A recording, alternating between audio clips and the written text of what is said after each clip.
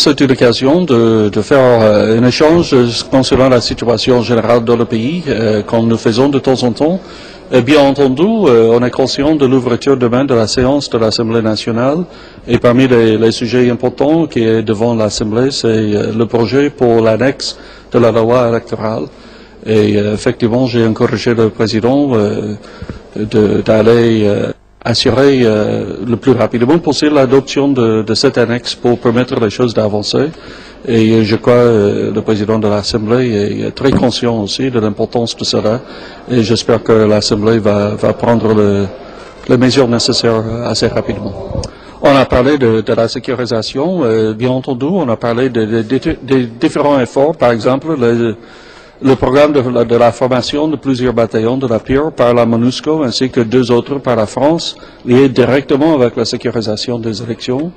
Les activités de recyclage des différentes unités de police à travers tout le pays qu'on faisait depuis assez longtemps. Et bien entendu, le soutien en général que nous essayons de toujours donner à la police nationale. Ils ont été obligés d'interrompre leurs vacances parlementaires. De retour à l'hémicycle ce samedi pour une session extraordinaire, les élus nationaux vont s'occuper de l'urgence du moment, les annexes à la loi électorale. Et pour le président de l'Assemblée nationale, Évariste Bochab, il n'y a pas de temps à perdre.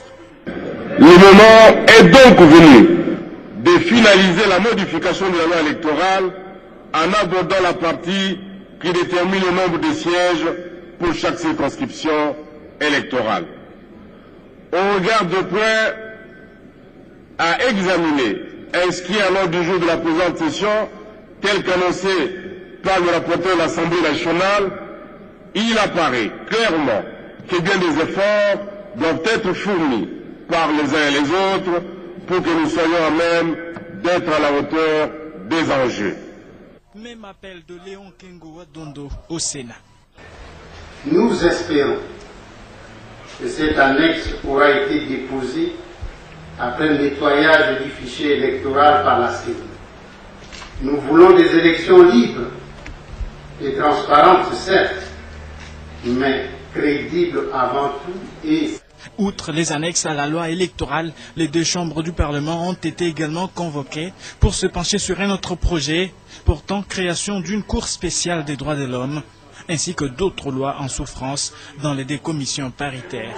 Mais en pleine polémique sur les découplages ou non des élections, priorité sera bien accordée au reste.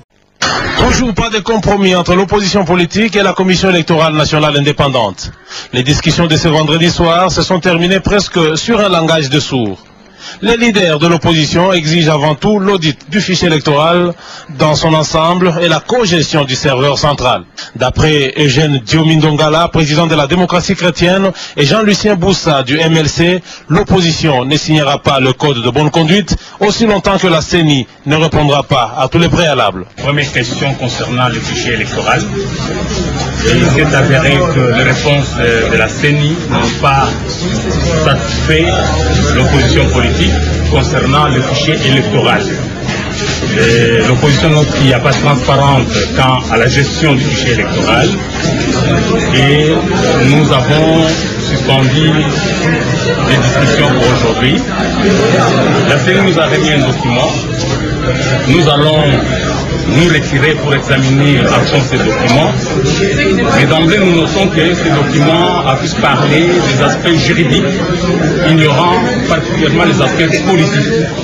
Raison pour laquelle l'opposition va examiner les réponses de la CENI et va ramener des propositions par rapport à l'analyse que l'opposition fera du document de la CENI. Dans les rangs de l'opposition, on parle désormais d'une crise de confiance.